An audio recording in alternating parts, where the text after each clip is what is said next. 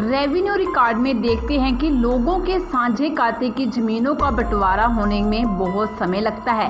इस समस्या को हल करने के लिए पंजाब लैंड रेवेन्यू बिल पारित किया गया है।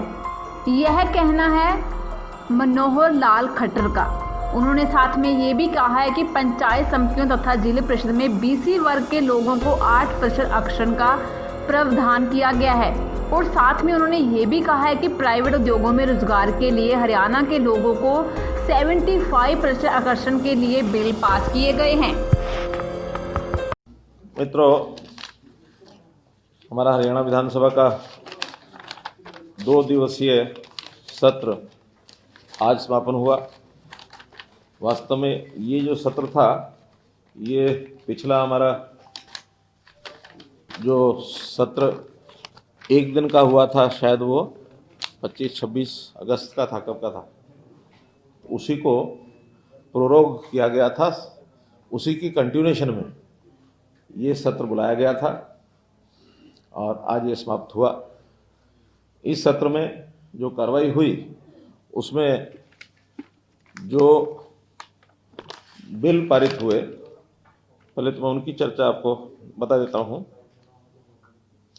एक Punjab land revenue Haryana amendment bill, इसमें खास तौर पर हम देखते हैं रेवेन्यू रिकॉर्ड्स में कि जो लोगों की ज़मीनें होती हैं साझे खाते की, को शेयरर होते हैं, उनकी ज़मीनों का पार्टीशन ये वर्षों से लटका रहता है और बहुत बड़ी लिटिगेशन भी इसमें होती है और छोटी छोटी ज़मीन में भी कई कई हिस्सेदार होते हैं। तो उन हिस्सेदारों की ज़मीन वो कई बार बढ़ती नहीं है, कभी कभी आपसी कंसेंट के कारण के बाद भी वहाँ उनको बहुत कठिनाई आती है, सालों साल तक उनके केसेस पड़े रहते हैं।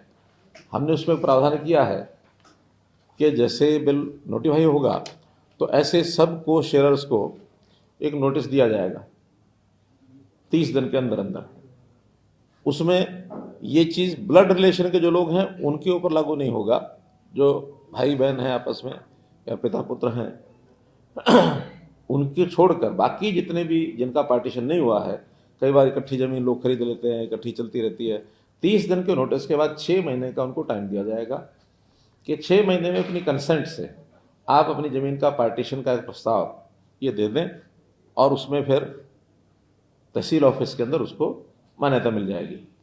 6 महीने के अंदर भी नहीं कर सकते तो अप्लाई कर सकते हैं, अनदर 6 मंथ्स उसमें एक्सटेंशन ले सकते हैं।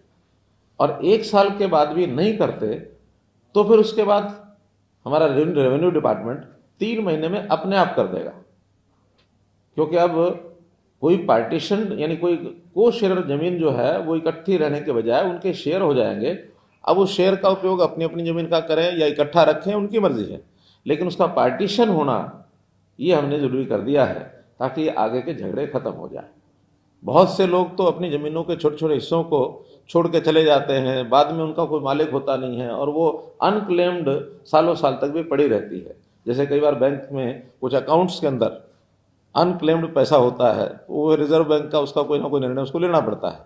तो ऐसे सब चीज़ें सॉल्व करने के लिए ये 48 लाख ऐसे को शेयरर हैं ऐसी ज़मीनों में, खास करके एग्रीकल्चर लैंड में। जबकि हमारे फार्मर जो हैं, जो ज़मीन वास्तव में जो फार्मिंग करते हैं वो 16-17 लाख है। तो इसका मतलब ये है कि फार्मिंग के बिना भी एक फार्मर के पास कई कई लोगों की ज़मीनें हैं। तो उस मामले को हल करने के लिए हमने एक एक्ट बनाया है। इसी प्रकार BCA, अभी तक केवल मेंबर ग्राम पंचायत, इसमें तो रिजर्वेशन थी, हाँ BC जनरल 1 मेंबर यानी टोटल BC, लेकिन रिजर्वेशन का विषय जब BC के लोगों से बातचीत की तो उसमें ध्यान में आया कि BCB को कोई बहुत बड़ी आवश्यकता नहीं है। BCB के लोग तो जहाँ जहाँ होते हैं वो जनरली बाहुल्य में हैं, चाहे यादव हैं, चाहे सैनी हैं, चाहे गुजर हैं मोटे तौर पर, लेकिन BCA इनके लोग चुन करके कम आते हैं। तो ऐसे BCA वर्ग का 8% का रिजर्वेशन ये पंचायत समिति मेंबर्स और जिला परिषद मेंबर्स इनमें रखा है, जिसमें अगर 2 से कम अगर ये फिगर आएगा तो 2 संख्या जरूर रखी है।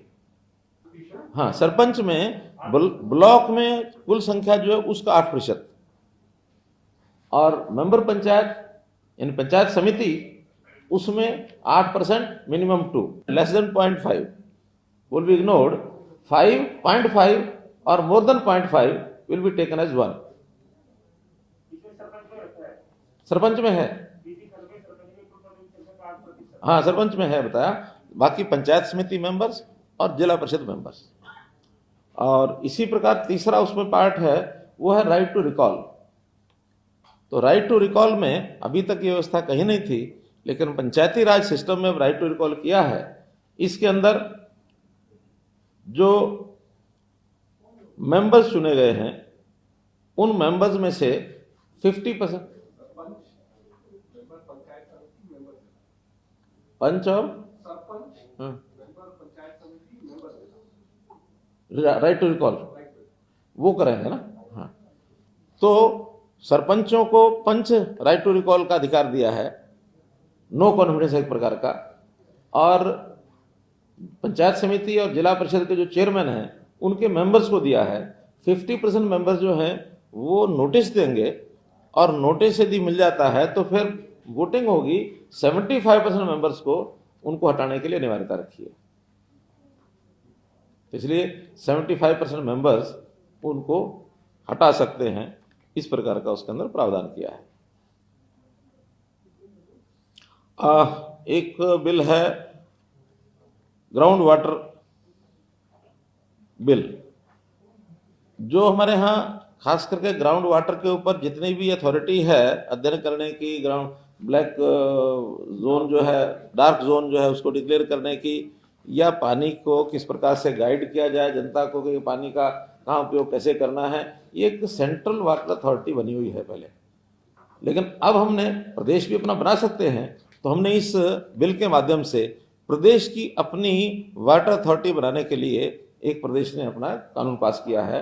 अब हमारी अपनी अथॉरिटी होगी और इन सारी चीज़ों पर अध्ययन करने के लिए वो लगातार अध्ययन करेगी। सेंट्रल वाटर कमेटी तो कई कई वर्ष तक अपना एक जो पैरामीटर उसको लगाए रखते हैं, लेकिन अब लगातार जो है प्रदेश की अपनी जो वाटर बॉडी होगी, नई अथॉरिटी जो बनेगी, वो इसका निर्णय करेगी। इस विधेयक में ऐसे जो लोग जल संरक्षण नियमों का जो उल्लंघन करेंगे उनको दंड भी दिया जा सकता है, ऐसा ये अथॉरिटी उसके लिए तय करेगी।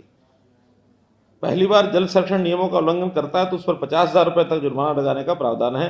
इसके बाद उल्लंघन करने की दशा में 6 महीने का कारावास या 1 लाख रुपया जुर्माना या दोनों का प्रावधान, क्योंकि जल एक बहुत महत्वपूर्ण विषय हो गया है। जल संरक्षण ये एक प्रकार का महत्व का विषय है, इसलिए इस अथॉरिटी को अधिकार दिए गए हैं। Panchayat village lands regulation act, इसमें बहुत लोग पंचायती जमीनों पर कब्जा किए हुए हैं और वो कई कई साल तक छोड़ते भी नहीं हैं, और पंचायतें उनसे छुड़वा नहीं सकती हैं, कोर्ट में लिटिगेशन के विषय है। तो हमने एक तो उसमें जो अभी जुर्माना जो जिन्होंने कब्जे किए हुए हैं उनके ऊपर फाइन का जो प्रावधान किया है, वो पहले बहुत थोड़ा फाइन था, 1 एकड़ का 2,000 रुपये से 5,000 रुपया, अब 2,000 से 5,000 रुपया प्रति एकड़। जबकि काश्तकार जो होता है वो किसी लैंड को ठेके पर लेता तो 40,000 से 60-70,000 रुपये तक उसका कंट्रैक्ट मनी होता है। तो इसलिए जुर्माना किया है कलेक्टर रेट का साल का 1% से 10%।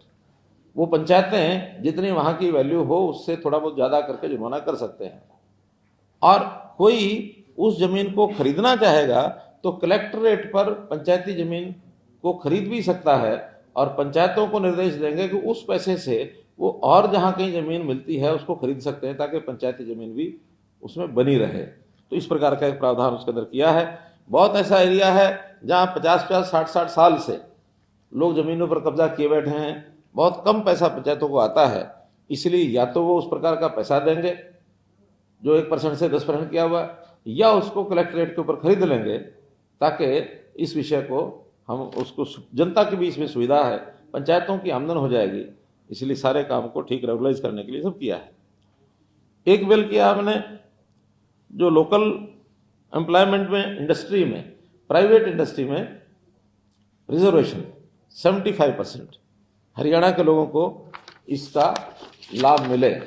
हालांकि एक बहुत टेम्परेरी सा प्रावधान HSA-DC के अंदर भी दिया हुआ है कि जिनको लाइसेंस देते हैं, जमीन देते हैं, तो 75% हरियाणा के लोगों को रोजगार दिया जाए, लेकिन वो उसके अंदर कोई लीगल प्रोविजन नहीं था, उसके अंदर कोई लेजिस्लेटिव प्रोविजन नहीं था।